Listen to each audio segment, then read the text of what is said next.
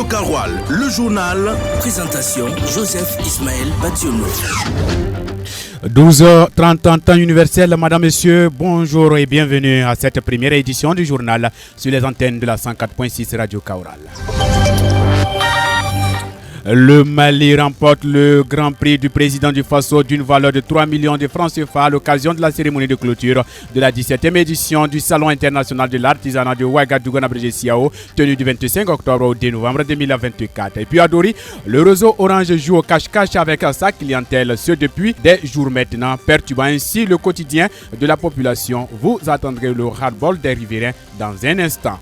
Et puis les rideaux des 48 heures de l'étudiant du Sahel se sont refermés hier dimanche 3 novembre 2024 avec la finale du directeur du centre régional des œuvres universitaires de Dori. Madame, monsieur, bienvenue au 12h30 de Radio Karoual.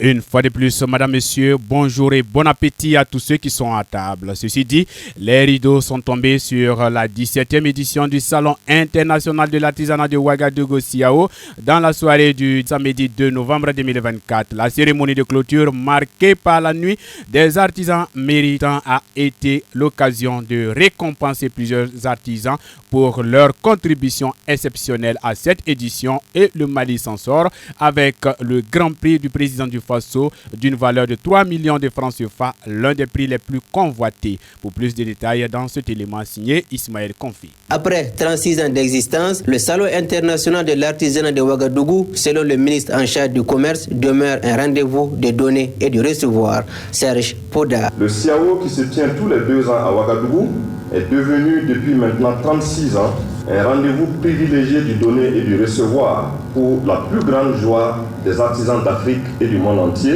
ainsi que des professionnels du secteur. Il se positionne également comme une plateforme d'expression, de promotion et de commercialisation des produits artisanaux, ainsi qu'une tribune privilégiée permettant aux acteurs de partager leur savoir-faire et de nouer des partenariats commerciaux fructueux. Cette biennale, qui rassemble les artisans venus non seulement du Burkina mais aussi d'autres pays, offre plusieurs avantages. Serge Poda. Ce sont de véritables relations d'affaires fructueuses qui ont été scellées, toutes choses qui augurent de perspectives de bonnes affaires pour nos braves et talentueux artisans en termes, premièrement, de consolidation des connaissances et des compétences grâce à des échanges fructueux et des découvertes. Deuxièmement, de conclusion de partenariats gagnant-gagnant. Troisièmement, d'amélioration de la visibilité des artisans au plus grand nombre. Quatrièmement, d'accès des artisans à d'autres marchés sous-régionaux et internationaux. En plus de faire de bonnes affaires, les artisans caressent l'espoir de remporter un de ces prix, le ministre en charge du commerce. Pour récompenser l'ingéniosité des artisans, il a été mis en compétition de nombreux prix au cours de cette 17e édition. Il s'agit entre autres du Grand Prix de son Excellence Monsieur le Président du Faso d'une valeur de 6 500 000 francs CFA, récompensant les 3 meilleurs stands pays.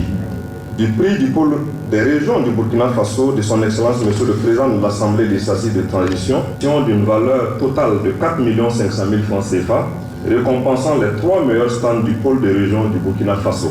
Du prix de la créativité d'une valeur totale de 5 millions de francs CFA, récompensant l'effort des 3 meilleurs créateurs dont les œuvres sont de qualité exceptionnelle et novatrice. Plusieurs autres prix spéciaux ont été décernés en vue d'encourager les artisans exerçant dans les différents corps de métier enregistrés à ce salon. Pour cette 17e édition, les pays de l'Alliance des États du Sahel se sont partagés les prix du président du Faso d'une valeur de 6 millions de francs CFA, avec le Mali classé premier, ensuite le Niger, puis le Burkina Faso. Au niveau du prix des pôles régionaux, la région des Hauts-Bassins remporte la palme, suivie des Cascades et enfin celle du Nord. Rendez-vous est donc pris en 2026 pour la 18e édition. En attendant la 18e édition, madame, messieurs, revenons à Dori. L'artiste François Despaul a présenté son tout nouveau single intitulé Ne bat pas la femme. Il a été dédicacé à l'espace Job Dal Lobal à Dori le samedi 2 novembre 2024 devant parents, amis, acteurs culturels, collègues et partenaires. Retour sur cette dédicace avec Amadouli.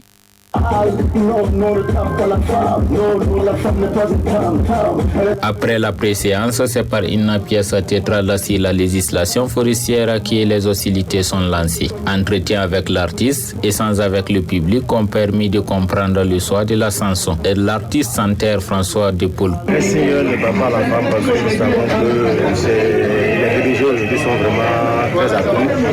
Malgré les combats que les uns et les autres mènent pour que ce phénomène recule, on voit que ça ne fait que progresser. Avec la situation que vit actuellement le pays, cette sécurité humanitaire là, on voit que beaucoup de femmes vraiment sont dans des conditions très difficiles. C'est pour ça vraiment moi je force et de cœur pour soutenir vraiment les femmes et lutter pour que ce phénomène puisse en tout cas progresser. Ahmed Sissé est un ami, un collègue de l'artiste. Parmi les couleurs proposées dans la chanson, il ne retient plus son attention. Quand les paroles sont faciles à reprendre, quand la mélodie fait bouger la tête, ça fait danser, tout de suite ça prend tout le monde.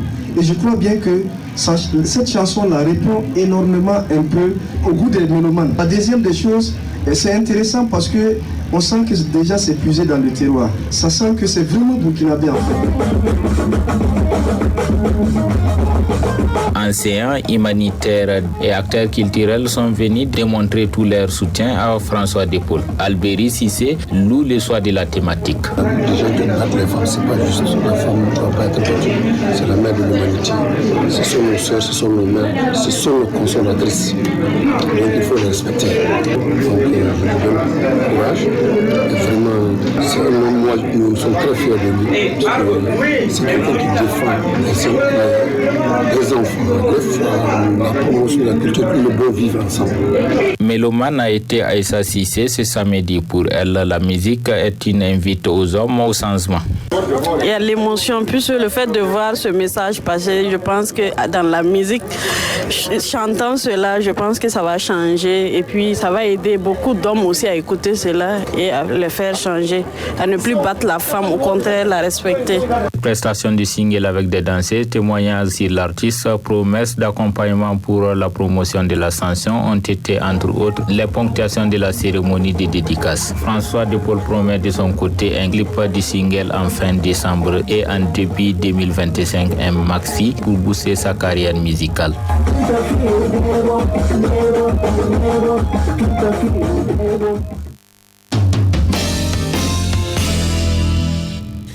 Toujours adoré, mais cette fois-ci dans autre registre. En effet, depuis le mardi dernier, la clientèle du réseau Orange a constaté des coupures de réseau imprévues, ce qui perturbe leur quotidien. Les reporters de la radio Kaoral ont fait un tour dans la ville de Dori pour faire le constat. Les avis de la population dans ce reportage signé Aruna Maïga. Dès 16h, la clientèle d'Orange n'a plus accès au réseau dans la ville de Dori, et ce depuis le 29 octobre 2024. Cette attitude du réseau n'est pas du goût de certains clients. C'est le cas d'Abdoulaye Diko qui trouve que cela est une entrave aux travaux commerciaux. Quand ça coupe comme ça, nous on a pris le réseau RTL là. C'est pour faire des commerces avec tout, et puis communication, tout ça. Maintenant si ça coupe comme ça là, sincèrement, il y a des clients en tout cas, on n'est pas satisfait pour ça en tout cas. Par exemple, des domaines commerciaux, la connexion même pour avoir même les journaux, les consorts là, dans nos activités. Ces coupures impactent l'éducation selon Fatimata Maïga, une étudiante. Souvent, on a envie de faire des recherches sur Google ou sur des applications souvent pour nous aider à faire les devoirs de maison. Mais souvent, c'est la nuit on veut bosser. Mais comme il n'y a pas le réseau, on ne peut pas si ce n'est pas dans la journée. Dans la journée, on part à l'école et on fait les travaux à la maison. Pour Kadidiatou Diwa, une coiffeuse, ces coupures sont suivies de pertes. Ça nous empêche d'appeler. La majorité d'Ori utilise avec Orange. Vraiment, c'est pas facile. Ça nous fait perdre des mégas gratuitement. Et puis, en plus de ça, nos unités, vraiment, ça part gratuitement. Même son de cloche, Siraïla Mariam Pascal Zida. Nous tous, nous utilisons le réseau Orange pour nous connecter. Et puis, ça nous fait perdre des mégas. Par exemple, on peut mettre dans la semaine 2 fois 1 giga pour se connecter. Et puis, ça nous empêche d'appeler nos connaissances de surcroît. Ça nous empêche de faire les retraits quand on a besoin d'argent. Pour Ousmane Kiam, un agent d'Orange, c'est la persistance du désagrément qui pose problème.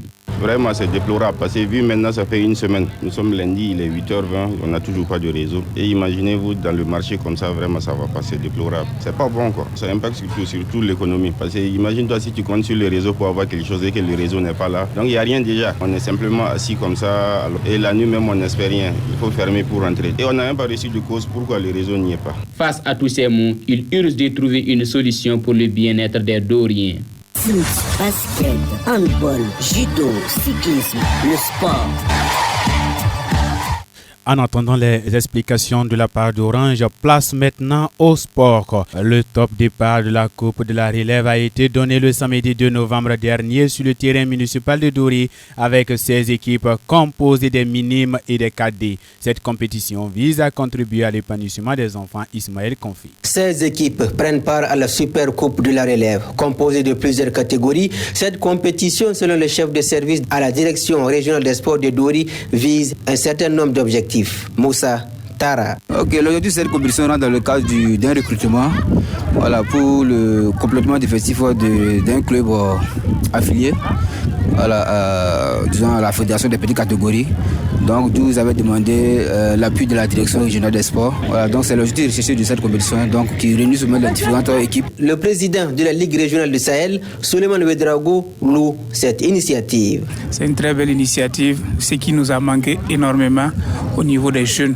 Quand je dis jeunes, c'est les moins de 15 ans, les plus de 15 ans, moins de 20 ans. Toutes les vacances, on a eu des compétitions, mais qui a concerné pratiquement les plus âgés et aussi des formats Maracana. Donc je pense que le cadre, il est idéal, l'initiative est très louable et je pense que les enfants vont profiter mieux s'exprimer, en tout cas à travers ce. Les participants à cette compétition sont divisés en 2 catégories.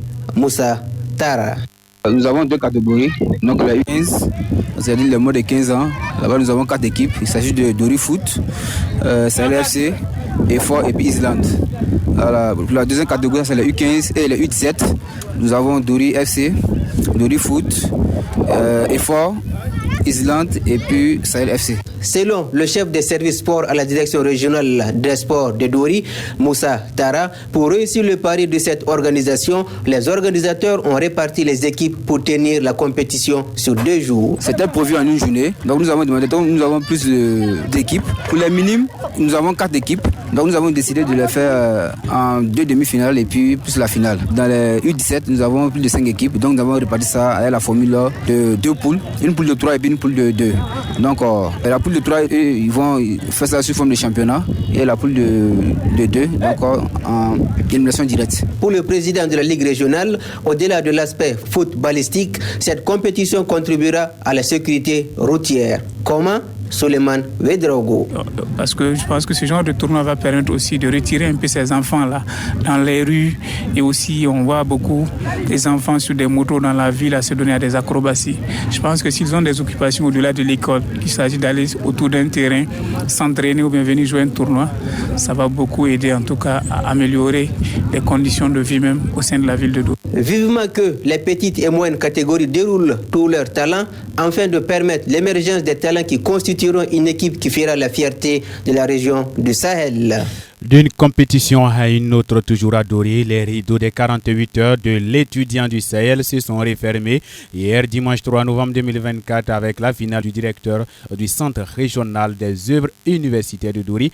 Une compétition qui a réuni 20 équipes sur le terrain du lycée provincial de Dori et les sociologues se sont adjugés le trophée une deuxième fois consécutive. Aruna Maïga.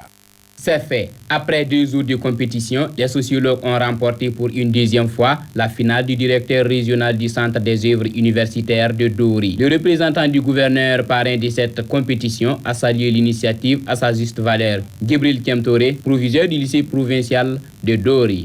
C'est une belle initiative que nous saluons à sa juste valeur parce que ce sont des moments de convivialité et de retrouvailles entre étudiants qui laissent à un moment donné les classes pour se retrouver, renouer les liens. Ce sont des moments vraiment salutaires que nous encourageons et nous souhaitons que ce soit pérennisé.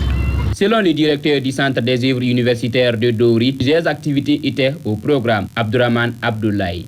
Alors, une semaine avant, nous avions organisé des jeux de société à la salle polyvalente. Notamment, il y a eu la pétanque, il y a eu le Scrabble. Ces 2 jeux-là ont été primés. Mais indépendamment de ces jeux-là, il y avait aussi Awale, il y avait le Lido, il y avait des jeux de cartes. Mais ces jeux, c'était vraiment pour la pure distraction, c'était les loisirs. Toujours selon lui, ces activités permettent de tisser des liens d'amitié entre étudiants. Et l'une de nos missions ce soir, c'est effectivement d'organiser ces activités récréatives-là afin de permettre aux étudiants de communier ensemble en dehors des amphithéâtres. La vie ne se résume pas aux amphithéâtres. Donc il faut se frotter ailleurs, créer des liens d'amitié, des liens de solidarité et aussi de se connaître. Parce que vous pouvez vivre dans une université ou un centre universitaire, chacun va à ses occupations, mais ces 48 heures-là permettent aux étudiants de se retrouver, de se connaître davantage. Les étudiants, par la voix de leurs délégués, ont salué l'initiative. Issa Zané. Nous sommes à notre 3e édition des 48 heures de l'étudiant sahélien. Et vraiment, je pense que l'objectif, ils atteignent vraiment l'objectif qu'ils attendent. C'est ce qui fait que vraiment, ils continuent à organiser ces tournois. Un rappel, c'est en séance des tirs au but que les sociologues se sont adjugés le trophée devant la filière production et santé animale. Et les vainqueurs de cette édition repartent avec un trophée et une enveloppe. Rendez-vous est pris pour l'année prochaine. Radio Karoual, le journal. Présentation, Joseph Ismaël Bationo. Madame, Messieurs, cette édition qui s'achève est pilotée techniquement par Mamoudou Diallo. Merci à vous de l'avoir suivi et merci à toute la rédaction.